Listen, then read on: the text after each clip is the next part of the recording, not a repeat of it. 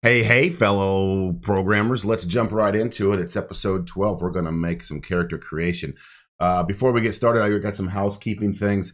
I found out when I went to, if you go over here and you try to rebuild your solution, I don't know if you guys have done that yet. We normally go to F5 or up here and just hit start the game. But if you try to rebuild your solution, you're going to find what I found this morning, which I didn't realize for quite a while. Our unit tests were broken because we changed get characters in range last episode. Well, that's why I didn't realize it. We just did it last episode. Remember, we added a GUID to the method signature.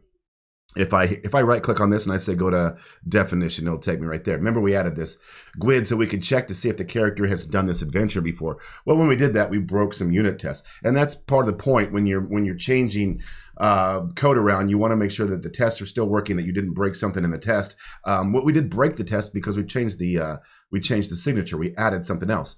So if you try to build it from here, you're going to get all of your unit tests that mock up get characters in range will be broken. What that means is you just need to add the GUID. So you're going to need to add the GUID to the signature, and you should be good. So it is any GUID, blah, blah, with your other two it is any integers, and you should be back in the sauce. Now, once I've got that, I'm back in the sauce. I'm going to hit rebuild. It starts to rebuild. It rebuilds both. Beautiful. All right, then another thing I found, and you may not find this probably, but I had messed around with my characters so much last game. When I hit start and I hit the S button, I was getting a blowed up. The orcs just blew you up, and it was throwing a horrific error for me right here. Orcs are at it again. This isn't the one, but I got it earlier, and I'm like, what is going on? What I found is that Conan. I tried to set Conan back to his original state, but he was set to dead, to false. And so when you have no adventures, and I just died a second ago, so this should probably actually do it again. When you have no adventures, this thing's going to blow up horrifically. Kaboom, which is what's going to happen because we now have death. So let's get this fixed really quick. So when go to your game service, I'm going to go to my game service, characters in range. I know right now I'm going to have characters in range count equals 0 because Conan is dead. Yep, so here it is. He's dead, is alive, false, cause of death, whatever. I'm going to open this where this container just have a copy, dude. For a minute. This is the problem we're solving today, right? We're going to be able to create new guys. So, do not.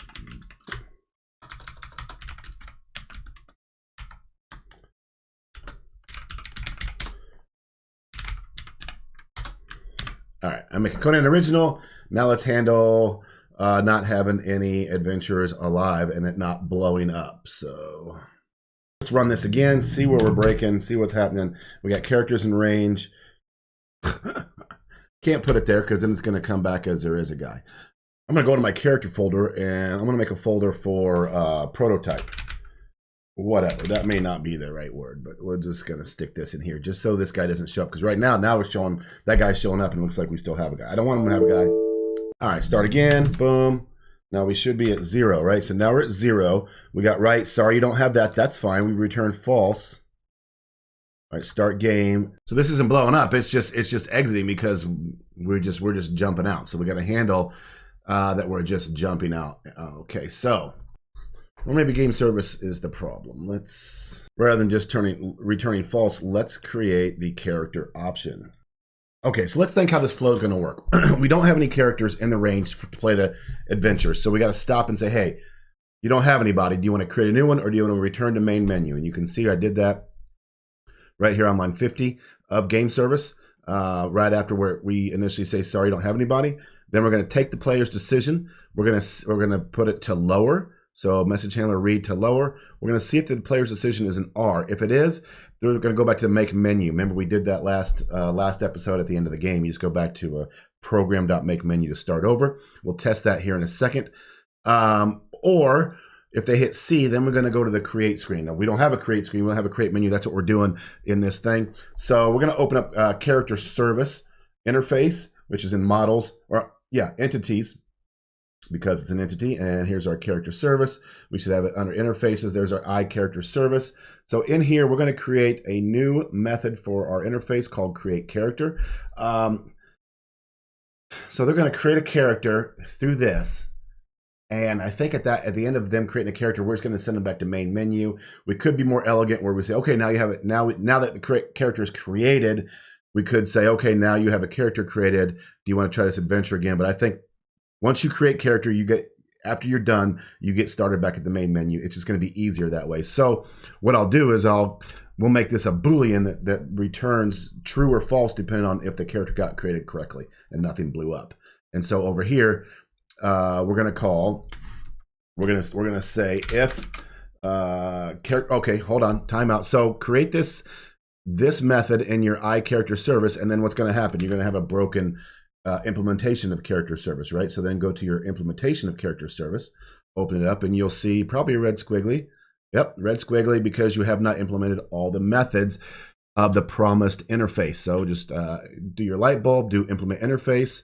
There we go. We got public bool create character. So now we're not breaking, at least.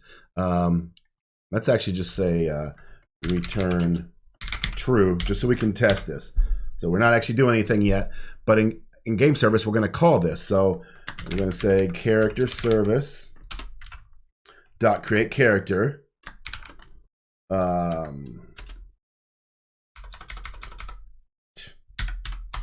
If it equals true.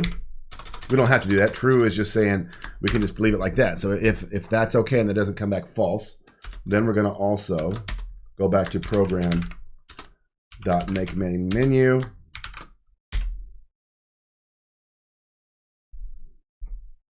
Yeah, so what I'm deciding here is I don't want to have to deal with all this stuff. Let's let create character handle this. Create character will send you back to the main menu if it's done. All right, forget all that. Let's let the character service and create character handle its own business. We don't want to handle that in game service. So we're just going to call that. And so in here, instead of sending a bool, we'll just do a void. And if something blows up in here, we'll throw an error inside of this.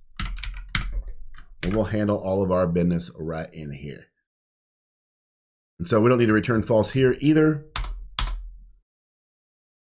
because all the things will be handled. The count equals 0 will be handled now. All right. Okay, before we test these two real quick, remember to do message handler clear, so you clear your screen. Do not on both the R and the C. Program make menu, and then character service create character. I also went to character service create character. I was going to start putting in some, just a quick graphic, a quick banner up here, so that I could see it and then just read the line. But I realized message handler is not being injected into this service, right? Character service does not take a message handler. So we need to inject message handler into character service, much the same way as we do in game service. Remember, game service has a constructor that wants a character service, an adventure service, and a message handler. Well, character service now also, because character service is now growing, we're going to need it now for create character. It's going to want message handler. So we can no longer not have a constructor. See, if you don't need to have anything sent in to your class, you can leave the constructor blank. The compiler will understand, oh, this guy just doesn't want a constructor, right? But now that we need some stuff, we have to make a constructor. So the way to make a constructor, in case you don't remember from 1,000 years ago when I talked about it, you name it the same name as the class. So public character service. And now we're going to create a constructor, and we're going to say we want a message handler called message handler. And we're going to assign that to our private message handler that we use only here. So we have to create our private message handler. Private message handler. Actually, we want to do private read-only iMessage handler, because we want it to be able to send in an interface of message handler in case we want to pop stuff out, or we want to be able to test. We need to use an interface and not a concrete implementation. So we're using an interface. And now that we have this, we're saying, hey, when you create a character service, you need to inject a message handler, and to do that, and once you do that, then we're going to name it to our own guy. So I want to actually, and you'll notice here, I forgot, I want to differentiate the name of the one that's coming in from the one that's actually in the class. Otherwise, if they're named both the same, how do I do that? Do I say message handler equals message handler? I want to name this to this. I mean, it's like, what do you mean? Did you mean to assign something else? It's like, that's the same variable. So I could use this, meaning, hey, this whatever belongs to this class, message handler equals the one that was sent in. This is perfectly valid. I just don't like it. I don't like using this. So I'm going to change this to an uppercase. There. All right. Now we have it. Now we're not done though, because now we need to make sure that when we create our character service that we're sending into wherever we create the character service from the beginning, that we're actually sending the one in with a message handler, or these things won't work. Where do we create the character service? Is it in game service? If we go to game service, we can see we're calling for a character service, right? But no, that's being injected into game service. And who's injecting stuff into game service but program, right? And look, character service is now broken. That's good. So let's move this under our console message handler.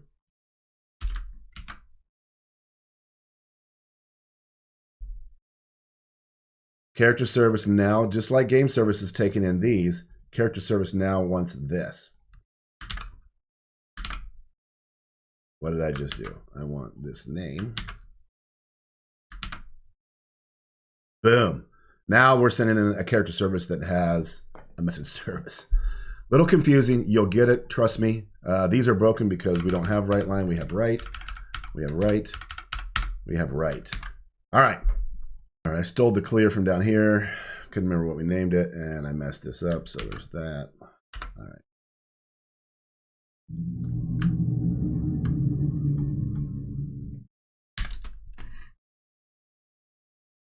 All right, let's see if we hit R. Boom. There we go. Perfect. S. And now C. Okay, great. Thanks. Just do the thing. Perfect. Character creation. All right, here we go. Okay, over to character service. We're going to create a new character. So let's first of all create a new character that we're going to start working with. Create a new character, right? So we can ask for a name. Let's see what character has. Let me open up character real quick. Go to definition. Let's put this side by side because we're going to use this a lot. So we got name, abilities. XP is going to be nothing. What background? We could let them do a background. We won't worry about this. They can't control adventures played. We'll give them a class choice for now. All right, so let's get started with that. Actually, I'm going to pull this down and I'm going to dock it right there on the side. And I'm going to pull this down and I'm going to dock it right here on the side. Hopefully this will, woof. Let's just close these two. All right, hopefully we can still deal with that. This will just give us an easy idea of what we have so we can get through it really fast. I'm going to speed all this up. I'm going to speed all this up real quick, and you can always go out and GitHub and grab this stuff, copy, paste it, or just pause the screen once I get it all done. All right, let's jump ahead. So here's what I've done. First of all, if you made this banner that I made, take out that read line right at the end because now we're going. So I did a message right, adventurer's name, please. And as I read it in, I assigned it to the new character's name. You'll see how that works. Then I said, hey, what's your class? Fighter, thief, magic user, or healer. Remember, these are our 4 classes we made over here. You could make different ones if you'd like. Then I read the message handler in with a switch statement. Remember, the switch statement checks a bunch of different things. Now, I'm not doing error handling. I'm not seeing if they wrote a Z or a 1. You guys know how to do that at this point. I want to get this thing capped off. So we're going to go with it and pretend they put in the perfect input every time. So if they do an F as a fighter, I'm assigning them to a character fighter class. I'm going to give them a certain amount of hit points. If you're a fighter, then you're a little bit hardier, so you get 8 hit points. And I'm going to add 1 to your strength. I'm going to make your strength 1. In a minute, we're going to do the more difficult thing and give them a few ability points to add to their guy to round him out. We'll see how that works. I'm really not sure, but I think that will be cool. If you're a thief, then your hit points are 4. and your dexterity is a 1. If you're a magic user, your hit points are 4 because you're kind of wimpy, but we would give you guys, as games progressed, if you were to fully flesh this thing out, you'd want to give thieves more abilities than fighters and healers. See, same thing with magic users. They may not be very strong, but they can do some powerful spells. We're definitely not gonna flesh that out in this series, but that's the reason why I would do lower hit points. Give them a 1 on intelligence, a 1 on dexterity. And I think we already, when we did locking, we took their class into account. So this might be overkill. But again, I'm not fully fleshing that out right now. This is just kind of showing you how this works, right? A healer, 6, and healers are wise. They would know some good prayers, and God loves them. So there's a 1. And then we're going to ask for their background. I think that's all we need until we let them add ability points, which is what was always my plan. So let's run it here. I got a breakpoint at the very end so I can see what our dude looks like. Boom, we're going to start the adventure. It's going to tell us we don't have anybody, right? So we're going to create character creation, adventure, Todd. Class, Todd's a fighter. Oh. All right. So we didn't initiate a new set of abilities. That's a problem. There we go. No reference. Ooh, man. So this is a problem with our character class, really, because we had the character class, we had all the parts that go with the class, and inside it we had a nested class called abilities. Well, we never instantiated this abilities to a new thing. So when they create a character, what we didn't do is we didn't have a default constructor say abilities equals new abilities. So this was always a null. So then I went to try to assign something to it, and kaboom, right? I could do it here. I can also come up here and say new abilities so that this happens right off the bat. I think I like that better. We don't need this constructor.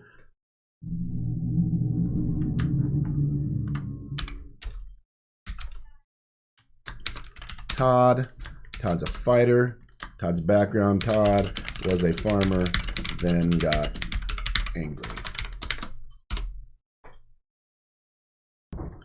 All right, so break stop. If we look at our new character here, we see we have abilities, and he's a fighter, so he gets a 1. Good. That's not a null anymore. Todd was a farmer, and they got angry.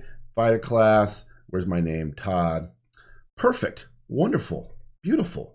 This makes me realize that we need to have some more default values in here. Let's set these default values right now to, that way we don't have to set them later. Otherwise, we're having to set them, right? We don't want background set. We don't want name set. Inventory weight, we're really not even dealing with right now. No. No. Oh, entity is alive is probably on the entity, right? I was looking for is alive.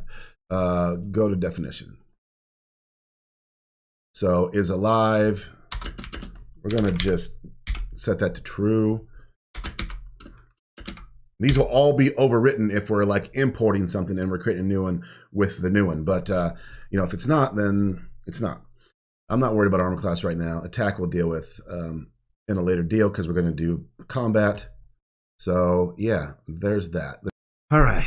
So, armor class 0. The attack we could probably add as a fighter. We'll deal with that in a later video. Is alive. So we got all these things are filled in now. XP 0, level 0. I'm going to make him level 1, not level 0. Duh. All right, so check this out. Jumping ahead a bit. I jumped ahead a bit, and I realized, I remembered that we, on our message handler, we made write take an extra with line Boolean optional parameter, true, so I can actually put lines at the bottom. What I would rather do, though, is I want like lines, new lines on top to make separation. So I end up having to do a new line right there in class, just to make it look a little prettier. And in background, I did a new line. Would be nicer in our right if we had a parameter that we sent in that said, hey, give us a new line on top or on bottom, something like that. It's a way we could extend this and make this better. Another thing I did over here, guys, this is kind of a huge change. I got rid of a couple of our abilities, charisma and constitution. Those are things that could be used in a more explicit game. We're not worrying about this right now. We have 4 abilities. We have 4 character or 4 classes. I'm going to go with that because I didn't want to have to write out all these other things that we're not really going to use right now. You can leave them in if you want. It doesn't matter. But what I did here is I started writing out the abilities. Now that the person has put the background in, I created a method called set abilities that took in a character, right? And so create a set abilities method, private. It will return abilities, a set of abilities.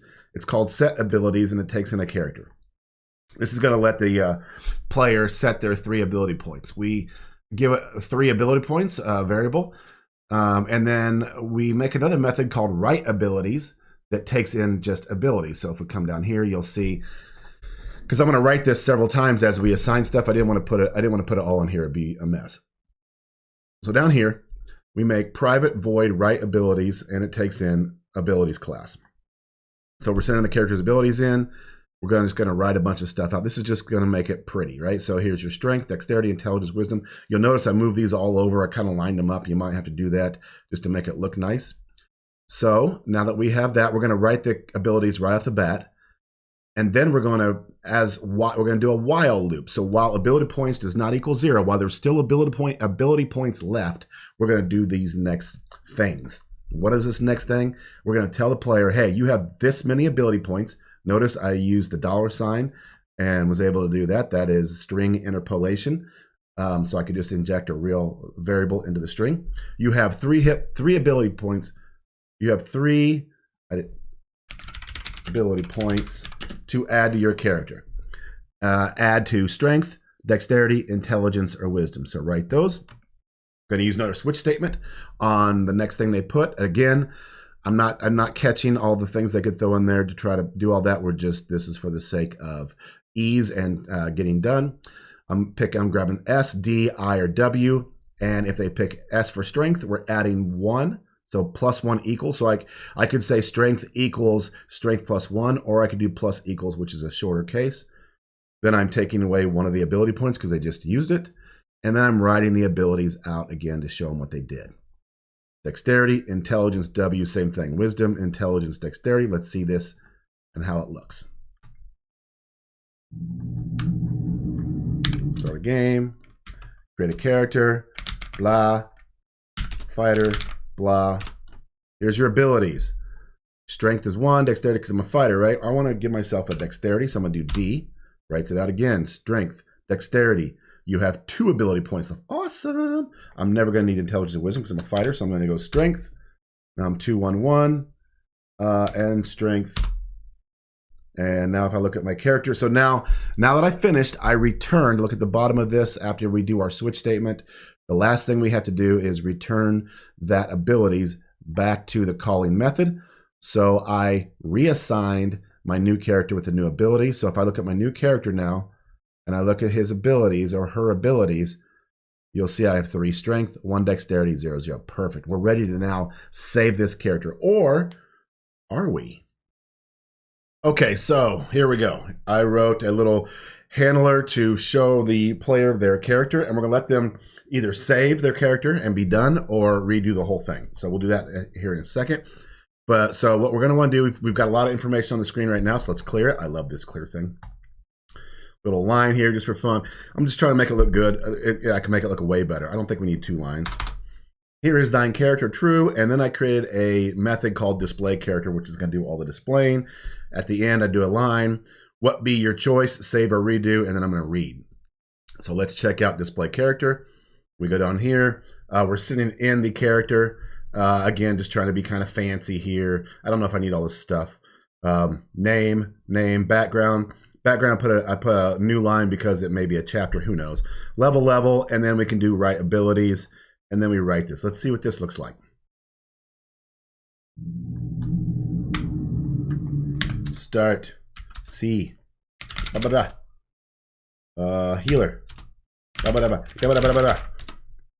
abilities, strength, dexterity, intelligence. Cleared it out. Here is thine character. Name is da-da-da-da-da-da-da-da-da-da. There's all of our abilities. What be your choice? Perfect. I don't know why I did a space here. What be your choice? That I don't want that. Beautiful. Okay, so down here we're going to say what be your choice, save or redo. We're going to put it in message player choice. We're going to do it to lower. We're going to say if player choice equals C. All we got to do here, guys, is just call the method that we're in over again.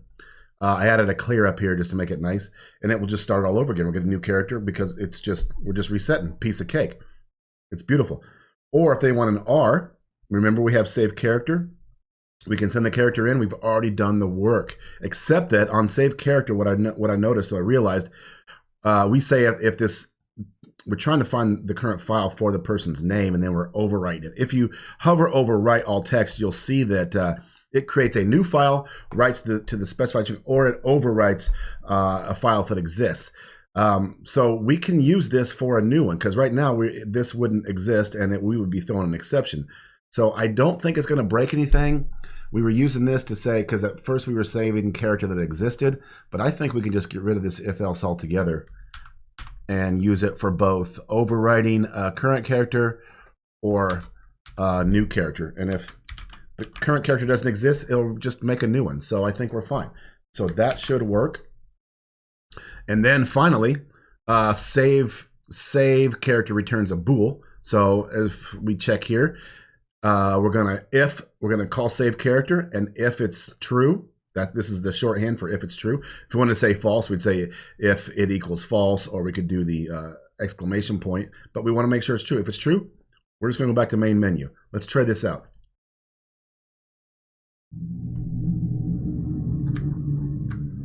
Start. Oh darn. C. Todd. Fighter. Todd was a humble farmer. Then his wife and kids were killed by baddies. I want strength, and I want strength, and I want, I guess, a tiny bit of dexterity. Here's thine character, Todd.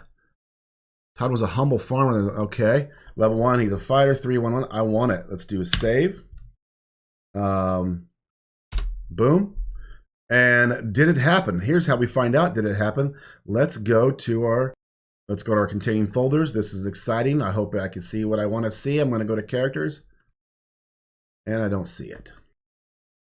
Why didn't one of you guys tell me that I'm dealing with crazy letters? C and R and S and R, and I had the wrong letters in my if statements. Most of you, every one of you saw it except for me. Thank you for letting me be like an idiot, feel like an idiot. I appreciate that. Not really. I had such a great background too.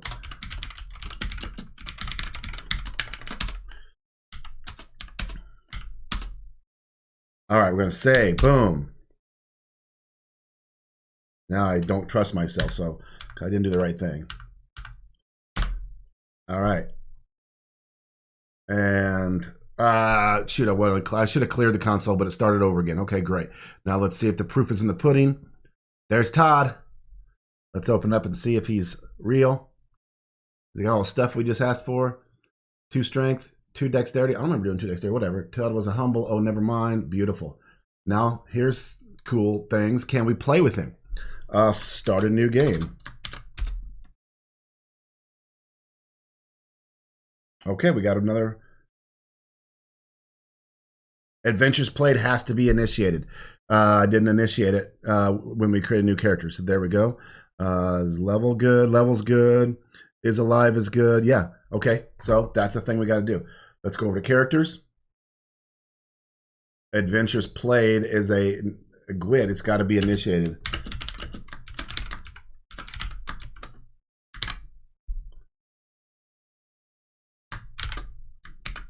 Okay. And now let me kill Todd, because Todd's dead to me.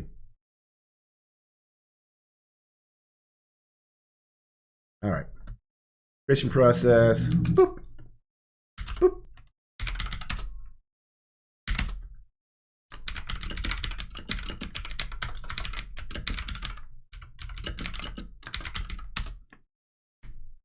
Dexterity, intelligence, dexterity, save. Before we go any further, I want to, I'll do that in a minute. Let's just see if we can play with Todd now. Start a new game. Yeah, all we got available is Todd, level 1 thief. We'll go with Todd. Beautiful. All right, so message handler. Can't remember the name of this thing. Message handler. Clear. There's that. Let's try the redo.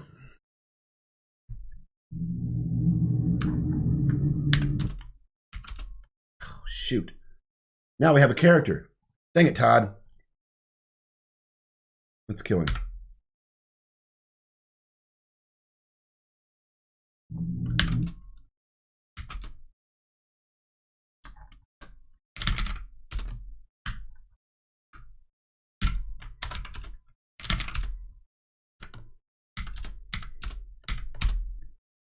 No, I don't want this guy. He's terrible. Let's do it. R.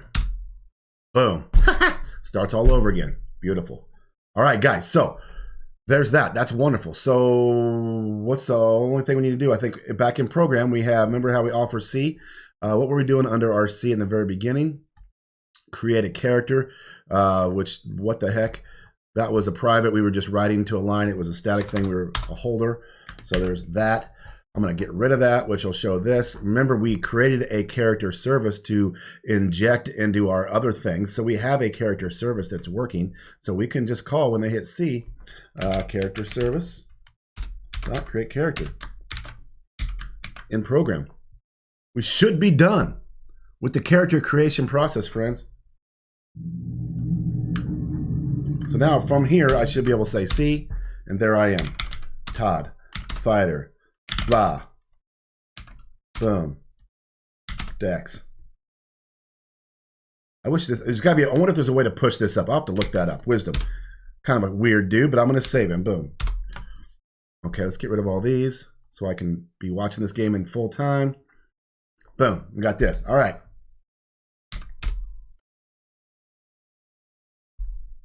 Now, right now, start game only begins well, it's because there's no extra adventures. If I think we've got it in the code that if there is extra adventures, we'll offer that. But yeah, for now, we are cooking. We've got a new Todd. That's awesome. Guys, you are done with character creation. Next up is going to be combat. And then, yeah, combat. That's going to be a huge one. We're going to have a monster or two inside of our adventure, and we're going to fight him. So great job. You got a character. Way to go. Way to stick with it. 12 episodes. You guys are becoming beasts. I will see you on the flippity flop.